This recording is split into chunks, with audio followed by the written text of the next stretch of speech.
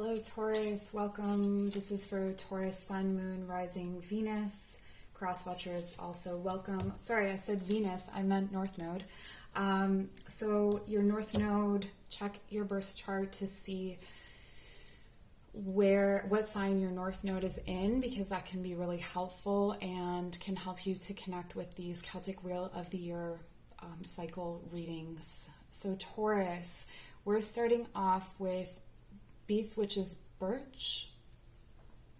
And this is truly a new beginning for you. This is the beginning of a brand new cycle. You're going to be moving into a time where everything feels fresh. It feels like whatever you were doing before it's like you have the wisdom behind you to start something new again with the perspective that you have. So you know how we talk about, if only I could go back with the wisdom that I have now. It's almost like you can. It's almost like that's what's in the cards for you. What's in the cards for you going forward during this autumn equinox, or that is the energy that is available to you during the autumn equinox and onward. Now, these autumn readings have so far not been very far reaching. Like, they've kind of reached to Samhain, and then at Samhain it's the end of the lunar year, so it really does feel like things end there. Like you start a fresh new year. So I don't know that this will extend much beyond, but we'll take a look at that as we go. So there's an element here of purification. So maybe there was something that needed to be burnt away or needed to be gotten rid of, and it really feels like you did, or you're in the process of doing that, and that's going to put that wisdom behind you. The lessons have been learned. So it's not really about creating new lessons or inviting new people into your life as a lesson. So for instance, if you're dating and you're like, well, maybe I'll just learn from this. It's choosing not to date that person instead of thinking in those terms, like, oh, maybe there's a lesson in this for me. It's kind of like you've already learned that lesson. The other card here is also a card of new beginnings. So it's really doubling down on this idea that you are going to be new, you are going to be fresh. And what does that mean for you? What does that mean for you moving forward? Are you going to be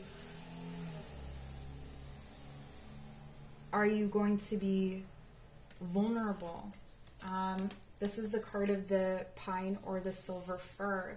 There's an aspect to this where while you are new and fresh, you still have what you learned. So there's what in you is evergreen, I guess is what I'm trying to say. What in you do you shed, but what is true about yourself moving forward? And I think there's this really strong sense of self and this really compact sense of energy that's coming through you, that you're going to be able to move forward into different projects and things of that nature. So I'm just going to pull another card from the Spirit of Nature Oracle, and you have Blackthorn. This to me is telling me that you've learned or you've understood how to integrate your lessons. Yeah, the darker things. So this isn't about learning the same lessons that you've learned over and over again. I feel like this is a blank slate for you to start making new mistakes, for you to start. It's like the shadows that you had to move through before, or that you had to look at before, those aren't your shadows anymore. The nightmares have changed, or whatever it is, whatever plagues you is going to be a whole new set. There's a whole new a whole new set of rules coming forward, and it's going to be about learning those new rules. I feel like you will definitely be guided in the darker spaces and through the underworld. This to me is a really good sign that you're getting Blackthorn before we go into this period. I didn't really talk about autumn equinox at the beginning of your reading, but it is a time that we are going to move into the underworld, or we're moving into that space, and what is under comes up. And so sometimes through the period, especially as we move into winter, the things that were true are an inversion of themselves. And so we're able to see those shadows and to see the darker parts of ourselves come up to the surface, and we start to live them. But because you have moved through so many of them, or you have shed so many skins, this darker version of yourself, or what you would normally say would happen to you at this time of year, you don't know. Like, the rules have changed. You don't know how you are going to handle certain things until you've handled them. So avoid making statements like, I can't do this, or I don't do that. You don't know whether you do it yet or not. We have the Knight of Stones. Yeah, okay, this is going to be a slow-moving process, and you're going to have to find your legs. So I feel like this will take you a full year cycle. By the next autumn equinox, you will have found your legs, but there may be some shaky times in between. And this may be confusing because you're like, but I've done all this growing, I've done all this developing. Why am I feeling so shaky? Or why am I meeting these kinds of difficulties? And it's really just to do with finding this new way, finding this new path. With the Four of Stones protection, yeah, there's this need for vulnerability and spiritual protection. I would be careful about who you share your practice with, or who you share your energy with at this time. It feels like you will be sent a lot of coyotes, a lot of foxes, a lot of diversions on your path, and it may be that you will get easily spooked, but keep aware, or easily afraid. Be aware that you are, there is a stability available to you in taking your time, in having patience. So trying not to rush anything and allowing this process to unfold. Don't be frustrated with your growth. Imagine yourself being, like, you can't skip from being a baby to being a 5-year-old. You wouldn't ask your child to skip from that to that. So you can't skip over things here. It's not going to let you. There may be certain conflicts that come up when it comes to protection throughout this time, where you may get stung by certain things because you didn't know to look for them. You don't know the threats yet with these new legs and with this vulnerability that you have here. And so I would beware of anyone who claims to know the way forward for you. So if you have someone that comes into your life and claims to be a teacher, but they seem to be very sure of what they are telling you or what they know, be very wary of this, okay? This could be one of the coyotes, this could be one of the foxes, and the thing is that you can be wary of it and still feel like, heck yes, I'm going to do this, but then know that that's what's happened, right? That it's not that you have in some way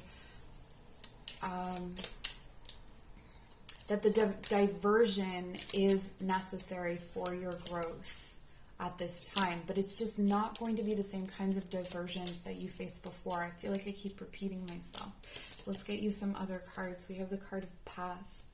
Wander on the path less traveled. What you find might surprise you. This isn't even about choosing to go on this path. I feel like you're on this path already. A key has been surprises in this reading so far. For autumn equinox, surprises are coming, and I think we're going to surprise ourselves, Taurus. I think that we're going to surprise ourselves in our adaptability, in our ability to reach deep inside of ourselves and create protective boundaries for ourselves. I feel like it may be worthwhile for you to call on the energy of birch, or to be connected with birch, to go into the pine trees and to really feel that resonance and to call that resonance into yourself. So you can do that by closing your eyes, taking some deep breaths, and just smelling, feeling, hearing the resonance of those places. And then when you come home, if you need it, at any point in time, doing the same thing, calling those things into yourself when you need it the most. There is some kind of dark master here, something that you maybe feared to work with before that you are now open and available to work with. So this could be a primal earth energy, a very masculine underworld primal earth energy, perhaps an antlered one or a horned one, or someone who, an energy or a deity that you would otherwise be afraid of, and you're actually going to realize that this is a very sheltering and protective energy for your vulnerable self. It's going to help you to create these boundaries for your beautiful open heart and your growing and developing new sense of self. So find shelter in this primal masculine energy. This could also come forward as a teacher who doesn't claim to know something, but who just within themselves holds an energy of teaching. So this could mean that, or you may have a teacher like this already, where you can take respite in their energy and they don't actually have to teach you anything. It's being in their presence that teaches you. Or you may be attracted to some kind of image, emblem, representation of this energy. We have the card of strength. When your roots are deep, you need not fear the storm. This is really interesting in that we have the blackthorn here that's on the edge of a cliff. So it's like what holds you here at the edge in this new beginning. I don't feel like you will go back, but be wary of the impulse to go back on what you've started, because I feel like there could be the temptation to go back to old habits, although I feel like you will almost reject it, like it's a bad taste in your mouth if you do that. There's something that you were once holding onto as a form of shelter, and that has changed. So you will not feel the safety or the shelter of this anymore. It doesn't necessarily mean that this person or this situation is a bad one. It just means that it's not for you anymore, and to honor that. Okay? You have the honey mother. Sometimes the greatest magic lies in the smallest of forms. I feel like simplification is key here. So if you find yourself getting into thoughts or ideas that are too complicated, simplify it. Again, slow it down, break it down to its simplest parts. What is it at its core, at its earth, at its base?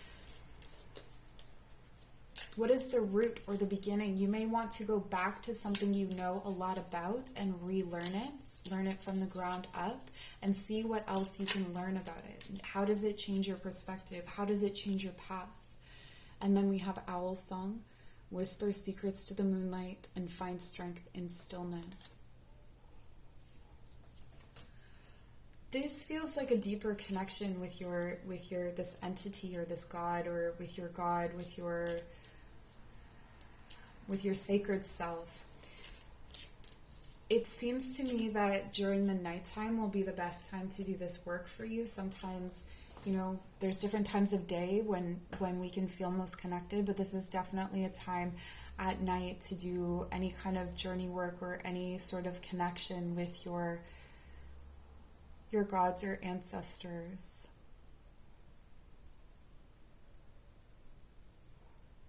There's so much stillness in the elm, and so much stillness, this beautiful, pure energy. It's like refreshing water when you feel dehydrated coming from the birch.